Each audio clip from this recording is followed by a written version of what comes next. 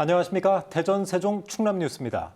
정원 박람회 예산 복원을 요구하며 단식 농성을 벌였던 최민호 세종시장이 단식 중단 엿새 만에 오늘 업무에 복귀했습니다. 단식 농성에도 시의회가 예산을 전액 삭감하면서 정원 박람회 추진이 어려워졌지만 최 시장은 포기할 수 없다는 입장을 분명히 했습니다. 첫 소식 이정은 기자가 보도합니다. 단식 중단 엿새 만에 최민호 세종시장이 공식 석상에 모습을 드러냈습니다. 복귀 첫 일정으로 정원도시 추진단 직원들을 격려한 최 시장은 바로 기자회견을 자처해 정원도시는 결코 포기할 수 없는 비전이라며 새로운 방안을 찾겠다고 말했습니다. 엿새간 단식 농성에도 시의회가 예산을 전액 삭감해 2026년 정원박람회 개최가 어려워지자 차선책을 찾아 나선 겁니다. 민주당 요청대로 시기를 늦추거나 시민 펀드로 시비 부담을 줄이는 안을 고심 중이라며 조만간 결론 내겠다고 밝혔습니다. 많은 시민들께서 자발적 펀드를 통해 박람회를 개최하거나 아니면 지방선거 이후로 시기를 조정하는 방안은 어떠냐라는 다양한 의견을 저한테 주셨습니다.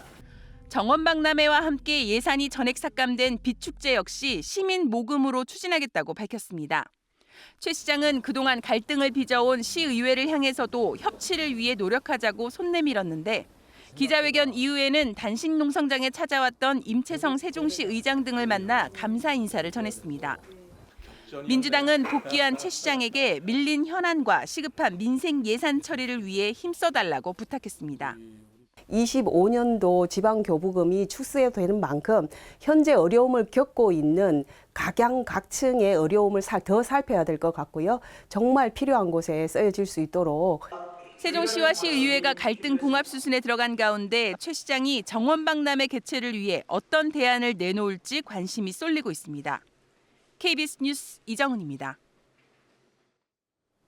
세종시의 대중교통 통합 정액권인 이응패스 도입 뒤 시민들의 대중교통 이용이 10% 넘게 증가한 것으로 나타났습니다. 세종시는 대중교통 이용 데이터를 분석한 결과 이응패스가 시행된 지난달 10일부터 30일까지 대중교통 이용 건수는 평일 기준 7만 3,400여 건으로 지난해 같은 기간 6만 6천여 건보다 11.2% 증가했다고 밝혔습니다. 또 대중교통 운송 수익도 평일 기준 8.5% 는 것으로 분석했습니다. 시는 오는 21일 지난달 이응패스 이용에 따른 첫 환급금을 지급할 예정입니다. 정부 출연 연구기관 등에 대한 국회 과방위의 국정감사가 오늘 대전에서 열렸습니다.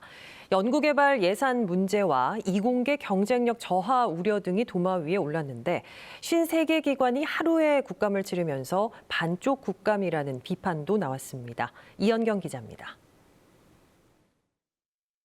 과학기술계 출연연 등을 대상으로 한 국정감사에서는 올해도 연구개발 예산 문제가 주요 이슈로 다뤄졌습니다. 예산 삭감으로 인해 현실화된 연구개발 환경 악화에 대한 정부 차원의 해결을 촉구하는 의원들의 질타가 이어졌습니다. 전기료, 가스비가 무서워서 연구를 못하는 게 말이 됩니까? 경상비와 인건비의 추가적인 증액이 이루어져야 한다는 현장의 정말 절박한 의견에 대해서 어떻게 생각하십니까? 나아가 연구에 몰입할 수 있는 환경이 조성되지 않아 이공계 학생들은 의대로, 교수는 수도권 대학으로, 현장 연구원은 대학으로 자리를 옮기고 있다는 지적도 나왔습니다. 지속적인 인재 유출이 우리나라 과학기술의 경쟁력 저하로 이어질 수 있는 만큼 처우 개선이 시급하다는 겁니다. 인건비가 이렇게 줄은 것 때문에 지금 기업들로 많이 빠져나가고 있습니다. 그리고 정년 때문에 대학으로 가고 있습니다. 정년 검토 이 책자 보십시오. 다 65세 해달라고 다 써 있었습니다. 이 밖에도 부정연구비 환수율이 매우 낮다거나 연구원 장비를 암호화폐 채굴에 사용했다 감사에 적발된 사례 등이 지적됐습니다.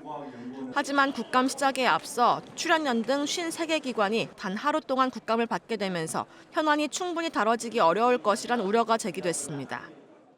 작지만 중요한 역할을 하는 공공기관들도 많은데 국정감사를 하루에 하다 보면 이런 기관들에 대해서는 소홀해지고 규모가 큰 기관이나 이슈가 있는 기관만 감사 대상이 되는 경우가 많아서 국감장에서는 실제로 53개 기관 중 절반가량은 한 번도 질의를 받지 못하면서 반쪽 국감이라는 비판은 피할 수 없게 됐습니다. KBS 뉴스 이연경입니다.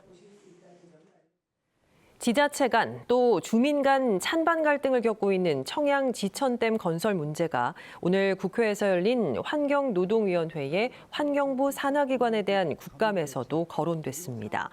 국회 환경노동위원회 더불어민주당 이하격 의원은 댐을 짓는 목적이 물 관리가 아니라 토목 건설이라며 수자원공사 직원들의 과도한 참여와 홍보 활동을 지적했습니다. 이에 대해 윤석대 수자원공사 사장은 실행기관으로서 정책 관련 입장 표명은 어렵다며 다목적 댐은 지역 주민들과 충분히 협의를 거치겠다고 답했습니다. 헌법재판소가 대전고검 이정섭 검사의 탄핵 심판 청구를 기각한 것을 두고 여야가 충돌했습니다. 국회 법사위 소속 국민의힘 송석준 의원은 오늘 대전고검에서 열린 국정감사에서 이재명 대표를 수사했다는 이유만으로 이 검사의 탄핵 소추가 이뤄졌다고 주장했습니다. 이에 더불어민주당 전현희 의원은 검찰은 내부 감찰도 제대로 이뤄지지 않는다며 국회가 왜 탄핵 소추를 할 수밖에 없었는지 검찰 스스로 반성할 필요가 있다고 맞받았습니다. 성상원 대전지검장은 검찰 내부에서 이뤄지는 자정작용 등에 대해 고민을 이어가겠다고 답했습니다. 판사 출신 변호사가 자신에 대한 명예훼손 사건에서 고등법원 감사실이 작성한 내부 자료를 증거로 제출했다는 주장이 제기돼 논란이 일고 있습니다. 대전 고등법원은 외부로 유출돼선 안 되는 내부 감사 자료가 사건 증거 자료로 제출된 것을 확인해 유출 경위를 파악하고 있다고 밝혔습니다. 해당 변호사는 대전고법과 지법에서 판사를 지낸 인물로 자신이 내린 판결에 불만을 품고 수년간 법원 청사 앞에 자신을 비방하는 현수막을 내건 피고인을 2022년 명예훼손으로 고소해 법정 다툼을 이어오고 있습니다. 탄소 중립 경제 특별도를 선포한 충청남도가 탄소 중립 실현에 본격적인 시동을 걸었습니다. 세계적인 정유기업 자회사와 대규모 투자 협약을 맺고 차세대 바이오 연료 생산시설 구축에 나선 건데요. 탄소 저감 효과는 물론 지역 경제 활성화도 예상됩니다. 성용희 기자입니다. 이탈리아 로마에 본사를 둔 세계 7위 규모의 정유기업 에니사입니다. 탄소 중립이 화두로 떠오르면서 4년 전 친환경 연료 생산에도 뛰어들었습니다. 현재 자회사 애니라이브가 바이오 연료 분야에서 세계 시장을 이끌고 있는데 충남도가 애니라이브와 투자 협약을 맺고 차세대 바이오 연료 생산 시설을 유치했습니다. 애니라이브는 LG화학과 합작 법인을 설립하고 2026년까지 서산 대산산단에 8,600억 원을 투자해 생산 시설을 구축할 계획입니다. 생산될 연료는 폐식용유 같은 식물성 원료에 수소를 첨가한 수소와 바이오 오일로 항공유와 차량용으로 쓰이고 있는 신재생 에너지입니다. 우리 충남이 탄소중립 경제 특별도로 가는 데 있어서의 한 발을 띄는 큰 의미 있는 협약이라고 볼 수 있습니다. 지역 경제에도 상당한 파급 효과가 예상됩니다. 서산 대산 공장에서는 연간 30만 톤의 수소와 바이오 오일이 생산될 예정으로 향후 공장 규모와 생산량은 더 늘어날 수 있습니다. 세계 시장 수요가 지난해 1,650만 톤에서 2030년 5,800만 톤까지 늘어날 것으로 예측되기 때문입니다. 특히 합작법인 본사도 서산에 둘 계획입니다. We choose the city and we choose South Korea because we strongly believe that provides a perfect environment to develop the business. 탄소 중립으로 경제 성장과 지역 발전을 이루겠다는 충남도의 구상이 이번 투자 유치를 시작으로 현실화할 수 있을지 주목됩니다. 이탈리아 로마에서 KBS 뉴스 성용입니다. 김장철을 앞두고 논산 강경 젓갈 축제가 개막했습니다. 품질 좋은 강경 젓갈을 시중보다 저렴하게 살 수 있고 논산 특산품인 젓갈과 고구마를 소재로 한 다양한 체험과 행사도 즐길 수 있습니다. 박혜평 기자가 다녀왔습니다. 다진 고기를 빵에 넣고 매콤한 젓갈을 첨가해 젓갈 샌드위치가 만들어집니다.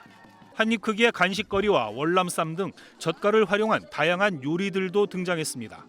축제장을 찾은 관광객들은 배추에 젓갈과 양념을 듬뿍 발라 김치를 담급니다. 감칠맛 넘치는 젓갈과 잘 어우러진 양념에 김치의 풍미가 살아납니다. 고구마 그것도 구입을 한 상자 구입을 해서 갖고 왔더니 그것도 맛있는 것 같아요. 이 강경 젓갈로 담은 이 김치 이거랑 같이 곁들여서 먹으니까 너무너무 맛있었습니다. 국내 최대 젓갈 시장인 논산 강경 젓갈 축제가 개막했습니다.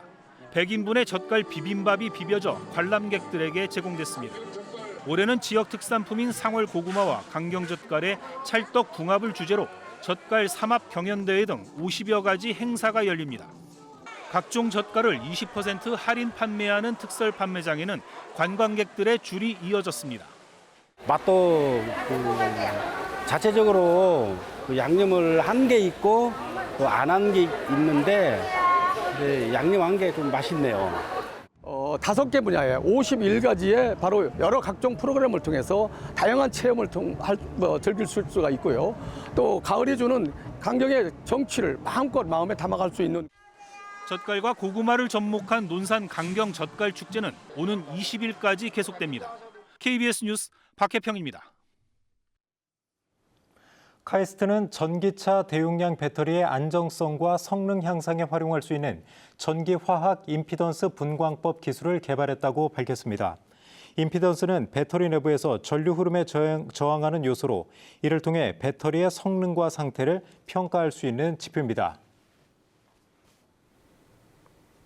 뉴스를 마칩니다. 여러분 고맙습니다.